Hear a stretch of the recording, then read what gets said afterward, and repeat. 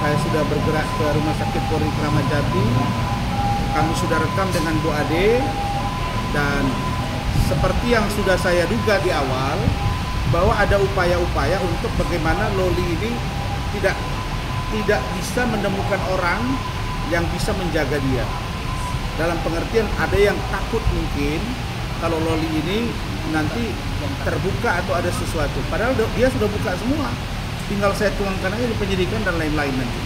Itu prinsip dasarnya. Jadi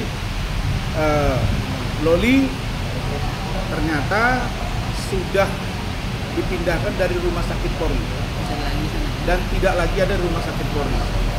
Pertanyaannya, apakah saya akan tantrum hari ini? Enggak perlu saya tantrum. Tantrum itu saya tanya apa tantrum? Marah-marah. Enggak ada yang perlu saya marah-marah.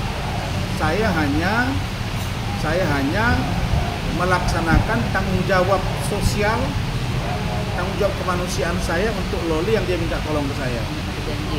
Karena Kemen PPA, unit PPA, KPAI sudah janji ke saya akan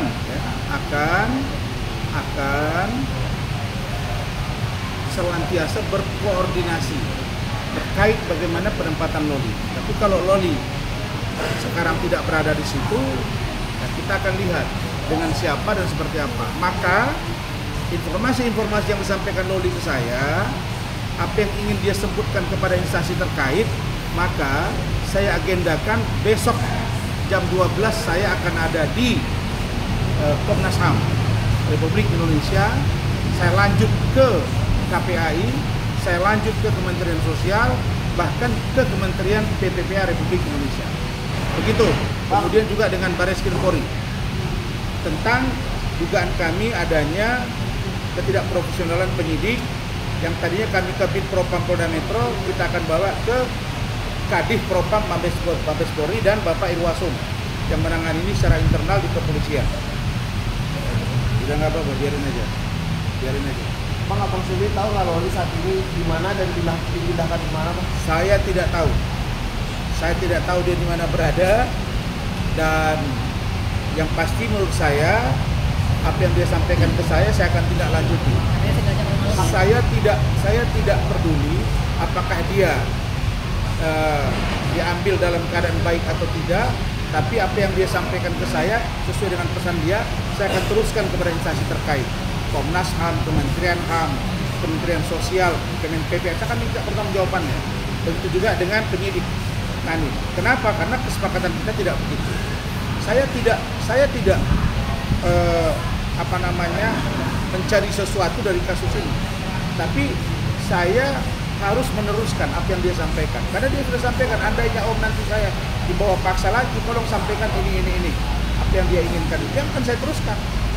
Saya bukan ada ini, bukan, kita menolong secara kemanusiaan itu.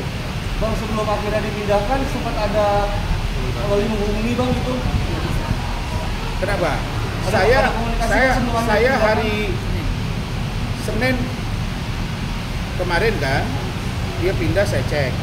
Selasa, Rabu saya kontak dengan kepala ruangannya, namanya Ibu Indra.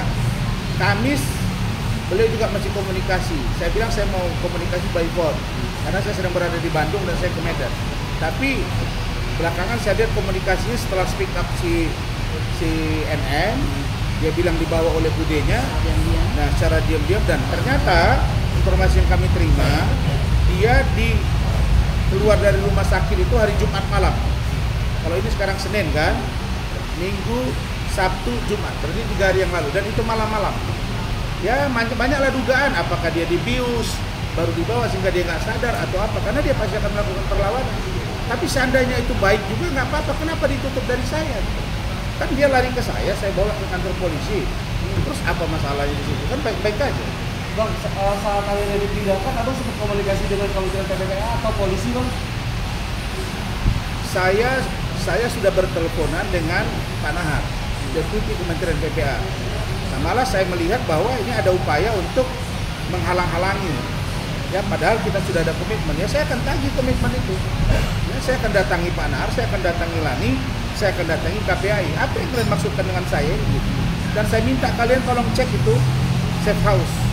Itu infonya di Pulau Gadung. Apakah benar itu tempat yang layak untuk orang yang disimpan atau dibuat dalam pengawasan kementerian. Saya kira ini nggak main-main ya. Saya tidak ada kepentingan di kasus ini. Kepentingan saya cuma satu, bagaimana Loli bisa menerima posisi ini dan keluar dari masalah ini. Baru yang terakhir kami minta agar penyidik Polres Jakarta Selatan menghentikan kasus ini. Kenapa? Karena sudah tidak ada bukti yang kuat lagi.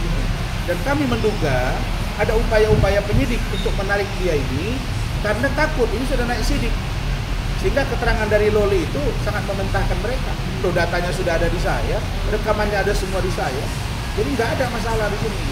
Jadi bagi kami ini nggak ada masalah. Besok kita ketemu jam 12 di Kementerian di Komnas HAM.